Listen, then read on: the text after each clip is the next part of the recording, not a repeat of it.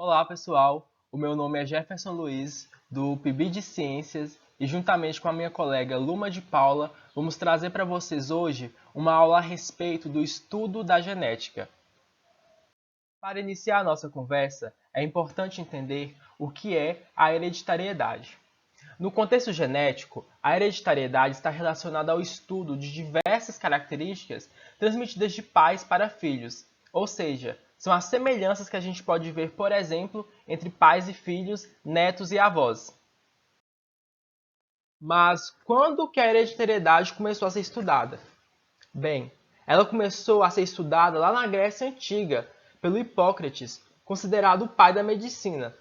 Um bom tempo depois, o Charles Darwin ancorou muitas das suas pesquisas nos estudos do Hipócrates. E mais para frente, William Harvey também propôs novas teorias a respeito da hereditariedade. Só que com o desenvolvimento do microscópio no início do século XIX, algumas dessas teorias foram deixadas de lado.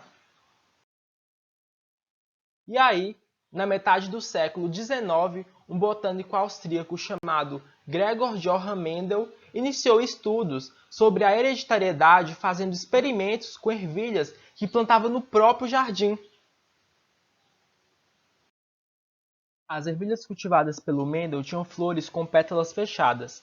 Dessa forma, elas se autofecundavam e não precisavam da ajuda de um polinizador como as abelhas, por exemplo.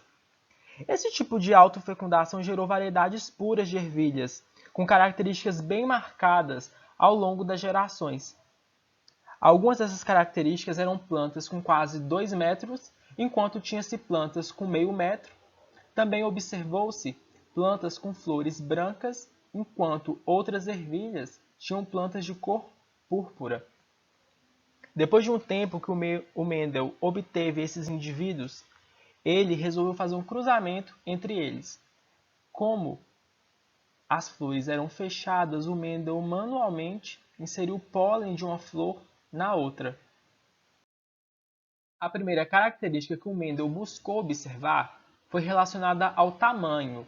Então ele fez um cruzamento entre ervilhas altas e ervilhas baixas. Desse cruzamento, ele obteve somente ervilhas altas. Ele deixou com que essas ervilhas altas se autofecundassem e gerassem novas sementes. Dessas sementes que ele plantou, ele obteve ervilhas altas, aqui, ervilhas altas e ervilhas baixas. Desta forma, o Mendel deduziu que por alguma razão as ervilhas dessa geração aqui tinham uma característica para serem baixas, mas isso foi inibido. Dessa forma, nós chegamos aos conceitos básicos de genética, relacionados a alelo dominante e alelo recessivo. Mas o que representa cada um? Bem, o alelo dominante ou gene dominante é aquele que consegue determinar uma característica hereditária.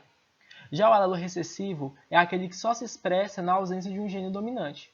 Dessa forma, as ervilhas de 2 metros tinham o gene dominante, ou alelo dominante, e as ervilhas de meio metro tinham o gene recessivo, ou alelo recessivo. Aqui embaixo temos um exemplo para expressar melhor isso. Temos um par de cromossomos aqui, e eles têm alelos dominantes. Por quê? Porque o alelo dominante é representado por letras maiúsculas, enquanto que o alelo recessivo é representado por letras minúsculas. Esses alelos dominantes aqui são conhecidos como homozigoto dominante, e eles dão a característica de pelo preto para esse indivíduo. No nosso segundo exemplo, temos um par de cromossomos, novamente, só que esse par de cromossomos tem um alelo dominante e um alelo recessivo. Mesmo nessa situação, se manifesta ainda no indivíduo o pelo preto, porque o alelo dominante sempre se manifesta. Nesse caso aqui nós temos um heterozigoto. No nosso último exemplo, nós temos um par de cromossomos com alelos recessivos. Nesse caso aqui, os alelos recessivos se manifestam porque não tem a presença de um alelo dominante. Então, nesse caso, a característica de pelo preto não aparece e o indivíduo vai ter pelos brancos. Ainda precisamos conversar sobre genótipo e fenótipo. O genótipo é formado por um conjunto de alelos, sendo a representação de toda a constituição gênica do organismo. Já o fenótipo é as características que o indivíduo expressa a partir do genótipo, sendo essas características observáveis, como, por exemplo, a cor do cabelo. Lembrando que o fenótipo também pode ser microscópico, como o tipo sanguíneo. Agora eu vou passar a palavra para a Luma, que vai dar continuidade na apresentação com vocês. Olá, tudo bem? Eu sou a Luma e vou dar continuação à matéria desenvolvida pelo meu colega Jefferson.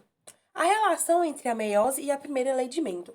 Dos resultados observados por Mendel, um dos mais importantes está relacionado à segregação dos alelos, que diz respeito diretamente à meiose, mecanismo utilizado pelas células para produzir gametas. Então, observe o esquema de cruzamento que Mendel realizou para essa característica.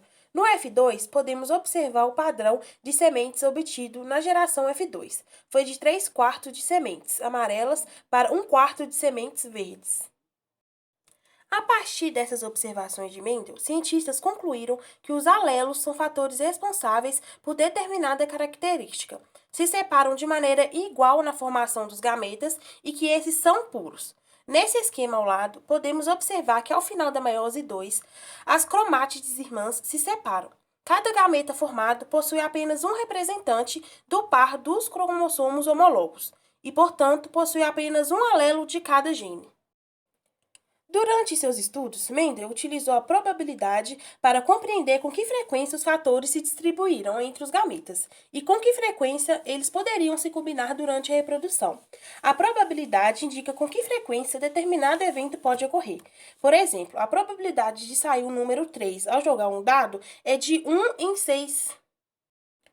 Para a resolução direta de cruzamentos que envolvem um ou dois genes, é possível utilizar o quadro de Punnett, que é um diagrama que em suas margens são inseridos os possíveis alelos presentes nos gametas dos pais, e em cujo interior é inserida a combinação de todos os possíveis genotipos formados a partir desse cruzamento. Ao quadro ao lado é possível observar que o casal possui 25% ou 1/4 de probabilidade de ter um filho com albinismo. As características presentes entre indivíduos relacionados por parentesco podem ser estudadas por meio da genealogia. A representação gráfica de uma genealogia pode ser realizada por meio de um heredograma. Para a construção de um heredograma, são seguidas convenções. Algumas delas estão representadas no quadro abaixo. Obrigado pela atenção e até mais.